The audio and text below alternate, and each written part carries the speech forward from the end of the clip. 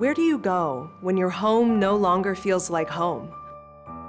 What language do you learn to speak when your mother tongue falls on deaf ears?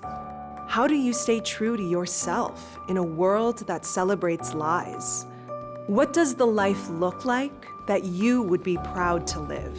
If you were trailblazing artist Yayoi Kusama, your answers would look like this.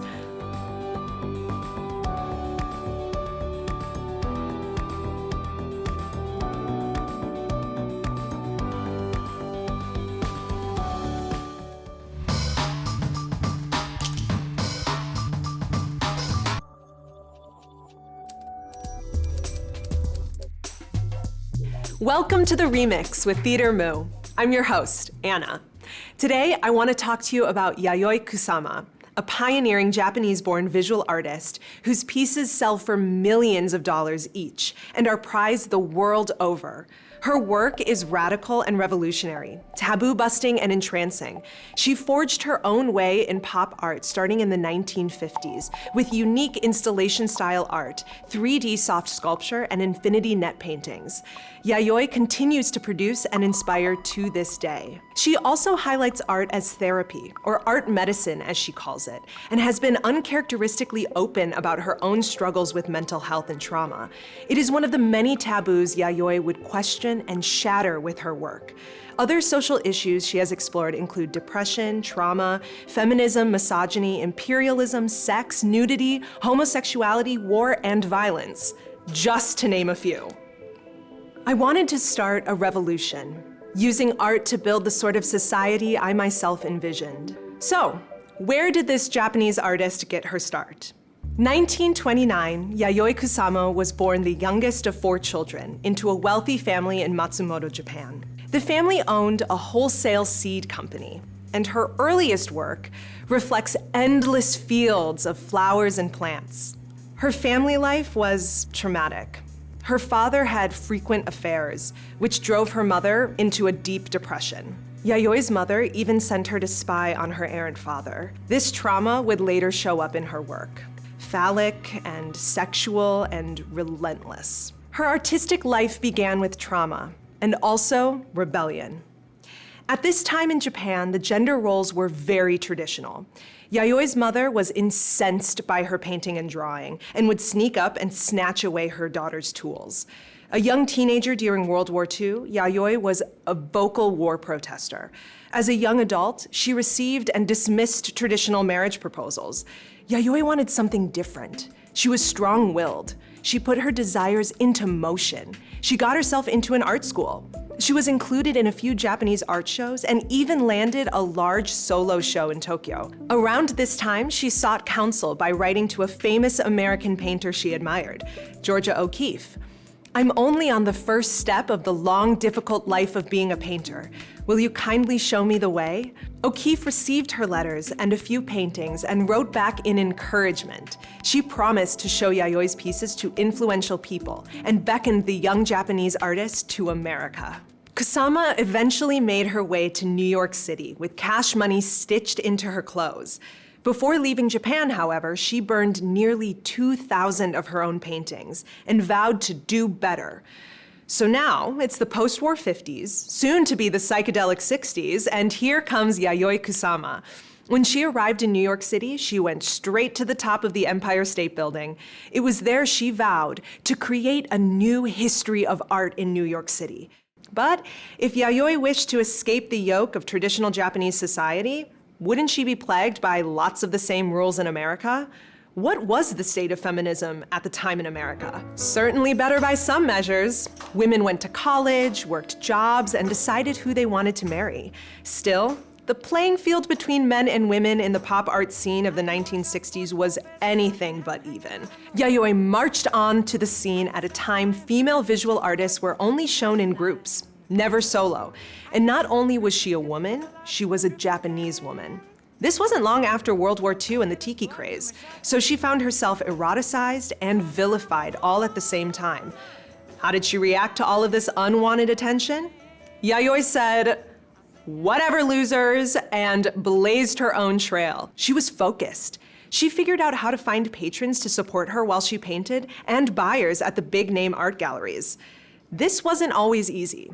Favorite story alert! Once upon a time, Kusama's art was rejected by a very fancy gallery, so she simply had her paintings delivered there without asking.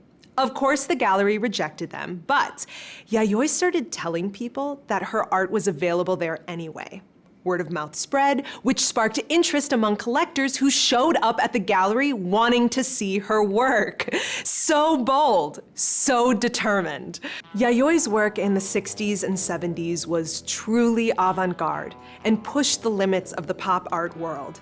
She began painting huge works, stretching yards across and featuring recurring net patterns. She called these her infinity nets.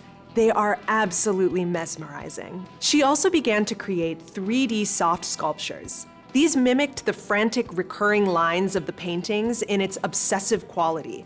These sculptures represented her deep anxiety around sex. And yet she presented these works in her own unique way, sometimes referencing her Japanese identity with a traditional kimono, or she would wear a simple one-piece leotard, as seen here in one of her mirrored rooms. During this period, she tackled the taboo of nudity.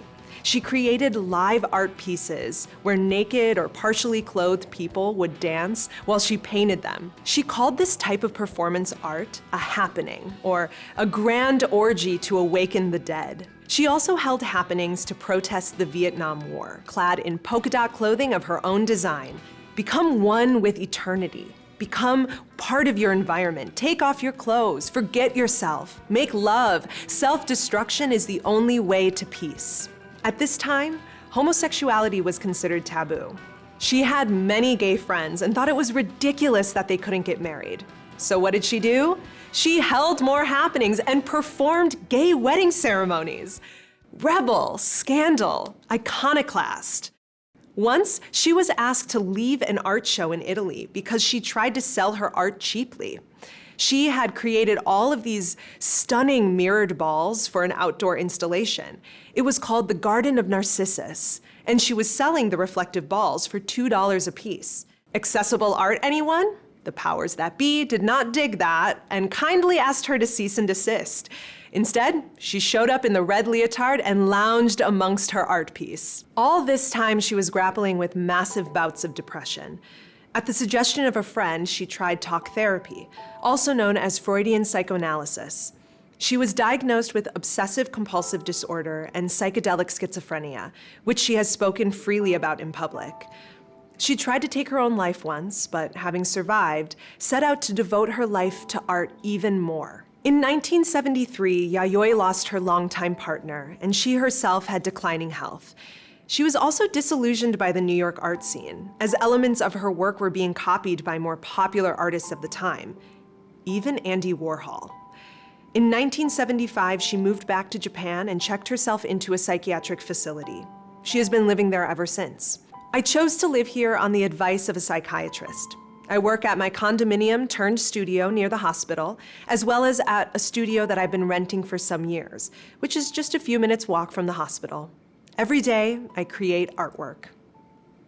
Yayoi and her groundbreaking installations, paintings, sculptures, and happenings might have been a fun, rompy blip on the radar, a flash in the pan of the pop art world, but Yayoi has never stopped creating. Retrospectives of her work began popping up in the early 2000s.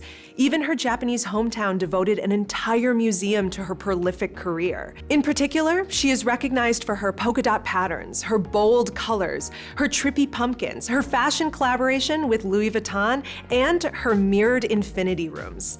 Now, in her 90s, Yayoi Kusama is a world-famous artist. People wait in line for hours to catch a glimpse of her work in person. I mean, look at this lady! I had dark days and unfortunate times, but I overcame them with the power of art. Now, you know a little bit about Yayoi Kusama, artist, icon, and rebel of the art world. I hope you'll think about her story and go out and make some of your own art today.